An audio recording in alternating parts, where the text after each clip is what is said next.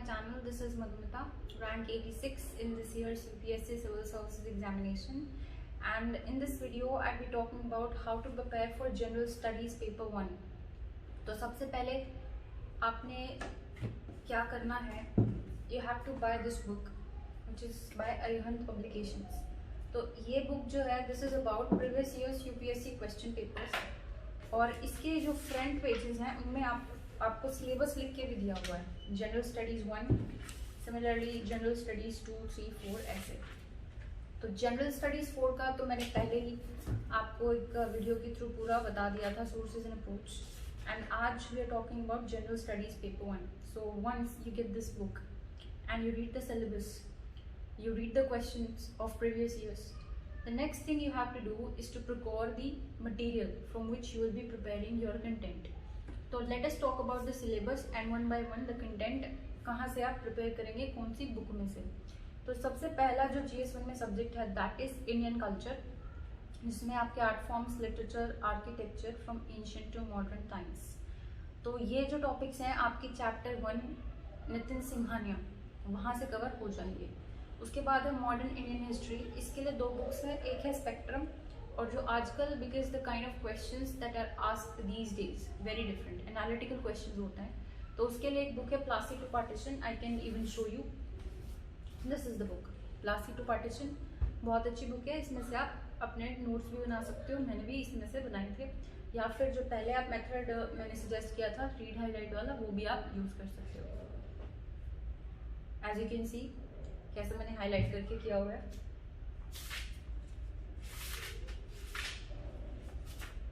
अब बुक में काफ़ी डिटेल्स हैं, लेकिन आपको सिर्फ वही पोर्शन हाईलाइट करना है जो आप एक्चुअली एग्जाम में लिखना चाहते हो। उसके बाद पोस्ट इंडिपेंडेंस है। पोस्ट इंडिपेंडेंस के लिए मैंने बाजीराव की बुकलेट ली थी।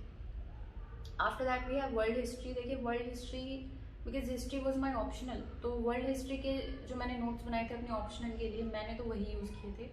लेकिन अगर हिस्ट्री आपका ऑप्शनल नहीं है तो आप किसी भी कोचिंग का मटेरियल मार्केट से ले लीजिए और वहाँ से अपने टॉपिक्स प्रिपेयर कर लीजिए। उसके बाद अपना आता है इंडियन सोसाइटी। ना इंडियन सोसाइटी के लिए मैंने बाजीराव की बुकलेट ली थी, पर जो क्वेश्चन पेपर में आए थे वो बुकलेट से नहीं थे, वो मैनेज किए थे वहाँ पे कैसे।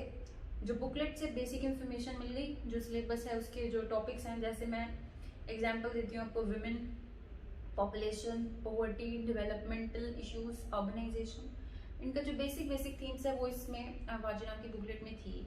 प्लस अपना जो न्यूज़पेपर से हमने गैदर किया है इन्फॉर्मेशन, प्लस कॉमन सेंस, ये सब लगा के उन क्वेश्चन का आंसर मैं कर पाई थी।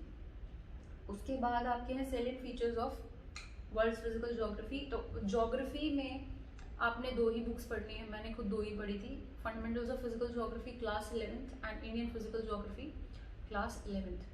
अब ये सब सोर्सेज आपके पास आ गए। अब एक बार तो आप ऐसे ही कैजुअली इनकी रीडिंग कर लीजिए, इन सोर्सेज की फेमिलियर हो जाइए उनके साथ। उसके बाद टेस्ट सीरीज, जैसे मैंने 2018 में फुल ईयर टेस्ट सीरीज ली थी GS कोर की। तो हमारा क्या होता था, हर 15 डेज में एक टेस्ट होता था, सिलेबस हमें वो दे देते थे, तो हम उसको प्रिपेयर करके जाते थे, वहाँ पे रिविजन हो जाता था एक तो सिलेबस का। दूसरी चीज़, जब हम पेपर में बैठते थे तो हमें ये पता चलता था कि कहाँ पे हमारा ड्रॉबैक है, कंटेंट अच्छा नहीं है, स्पीड कम है, क्वेश्चन क्यों छूट रहे हैं, कितने मार्क्स आ रहे हैं, पैराग्राफ में लिखना चाहिए या बुलेट फॉर्मेट में लिखना चाहिए, डायग्राम बनाऊं या ना बनाऊं। तो ये सारी चीज़ें जो हैं वो हमें टेस्ट सीरीज़ में ही पता चलती थी। अब टेस्ट सीरीज़ के मैंने एक तरह से आपको फ़ायदे बता दिए कि जितने भी एक्सपेरिमेंट्स आपने करने हैं, फॉर एग्जाम्पल मैं हर क्वेश्चन में डायग्राम बनाने की कोशिश करती थी, तो मेरा पेपर छूट जाता था। हमेशा मैं 15 या 16 क्वेश्चन ही कर पाती 20 में से, और मेरे जो मार्क्स थे वो स्टेगनेट होते थे 70-80s के बीच में। और ये जब होता था जब मेरे 4-5 क्वेश्चन छूट जाते थे। तो अगर एक क्वेश्चन की क्वालिटी को इम्प्रूव करने के लिए आप उसमें डायग्राम भी डाल रहे हो, आप उसमें और भी जो चीज़ें होती हैं, डेटा वगैरह है, फ्रेजेस सब डाल रहे हो, तो वो एक क्वेश्चन तो अच्छा हो जाएगा, लेकिन आपका पेपर तो छूट रहा है। अल्टीमेटली बात तो वही है कि एक क्वेश्चन अच्छा हो गया, एक छूट गया, तो वहाँ पे लॉस हुआ, आपको बेनिफिट नहीं हुआ। इसीलिए मैंने फाइनल पेपर में क्या किया, आई गॉट टू नो कि अगर मैं डायग्राम बनाने लगी तो मेरा पेपर छूट जाएगा। मैंने फाइनल पेपर में भी डायग्राम नहीं बनाया, कोई भी किसी भी आंसर में मैंने डायग्राम नहीं बनाया। तो ये डिपेंड करता है पर्सन टू पर्सन कि अगर आप डायग्राम बनाने के साथ साथ अपना पेपर भी कंप्लीट कर पा रहे हैं then it is very good, आपका हाफ नंबर पर क्वेश्चन बढ़ जाता है वहाँ पे। तो ये बिल्कुल पर्सनल एक्सपीरियंस रहेगा। आप टेस्ट सीरीज में करके देख लीजिए जो जो एक्सपेरिमेंट्स आपने करने हैं, ताकि फाइनल पेपर में आपको कुछ भी परेशानी ना हो। अब एक और चीज़ जो बहुत इम्पॉर्टेंट है, आंसर राइटिंग। वैसे आंसर राइटिंग टेस्ट सीरीज करके भी आप सीख सकते हो, क्योंकि जो टेस्ट सीरीज के सॉल्यूशंस होते हैं उनमें भी आपको पूरा एक फॉर्मेट में आंसर दिया होता है, इंट्रोडक्शन फिर बॉडी फिर कंक्लूजन। नहीं तो जो मैंने किया था जब मैं यहाँ से गई थी 2018 में, Anudeep Durishetty all India rank 1 UPSC civil services exam 2017, मैंने उनकी आंसर बुकलेट्स को एनालाइज किया था। कैसे? क्वेश्चन मैं देखती थी कि क्या क्वेश्चन है, फिर मैं अपना आंसर बनाती थी, फिर उनका आंसर मैच करती थी, और वहाँ पे फिर मैं देखती थी दोनों को कंपेयर करके कि मैं कैसे सोच रही हूँ, मेरा क्या थॉट प्रोसेस है और इनका क्या थॉट प्रोसेस है। और एक चीज़ मैंने वहाँ पे और देखी कि बिल्कुल क्रिस्प इंट्रोडक्शन, ज़्यादा सोचना नहीं है। जो आपको क्वेश्चन से रिलेटेड इंट्रोडक्शन समझ में आ रही है वहाँ पे लिख दीजिए। उसके बाद जो बॉडी होगी that should be in points, बहुत छोटे छोटे 4-5 वर्ड्स के आपके पॉइंट्स होते हैं। उसके बाद कंक्लूजन भी सिमिलर मैनर में, कंक्लूजन में आप वे फॉरवर्ड, मुझे पर्सनली लगता था कि 2 लाइनें सोचने के बजाय कि फ्रेजेस वगैरह को याद आ रहे हैं, वो एकदम से जो याद ही हैं उस टाइम पे हर टॉपिक के हिसाब से। जैसे सिलेबस तो आपको पता है, तो हर सिलेबस के कंटेंट पे 1-1, 2-2 लाइन ऐसी होनी चाहिए कि आप बिना सोचे वहाँ पे लिख दो, टाइम आपका कंज्यूम ना हो। नहीं तो आप क्या कर सकते हो, instead of those phrases you can also right way forward, 1 2 3 4 करके ऐसे वे फॉरवर्ड लिख दो, तो वो ज़्यादा मतलब मीनिंगफुल भी लगता है और आपको सोचने की भी इतनी ज़रूरत नहीं होती है, क्योंकि हर टॉपिक पे आपको ये तो पता ही होगा कि क्या क्या पॉइंट इम्प्रूवमेंट करने लायक इसमें है। अगर पूछा भी नहीं है तब भी आप उसको भी एक कंक्लूजन बना के लिख सकते हो। अब GS1 में तो स्टैटिक ही सिलेबस है, ज़्यादा करंट अफेयर्स का इंटीग्रेशन है नहीं, बट फिर भी अगर कोई इंडेक्स आता है, जैसे कि विमेन से रिलेटेड अगर कोई इंडेक्स आता है, जैसे ग्लोबल जेंडर गैप रिपोर्ट है, या फिर पॉवर्टी से रिलेटेड आपका कोई आता है, तो आप इसमें करंट डेटा भी कोट कर सकते हो। वो आपका मंथली मैगजीन से कवर हो जाता है, क्योंकि विजन IAS जो है उनकी सोसाइटी का भी एक कंपोनेंट रहता है, आपका सोशल इश्यूज का एक कंपोनेंट रहता है मंथली मैगजीन में से, तो आप करंट वहाँ से इंटीग्रेट कर सकते हो।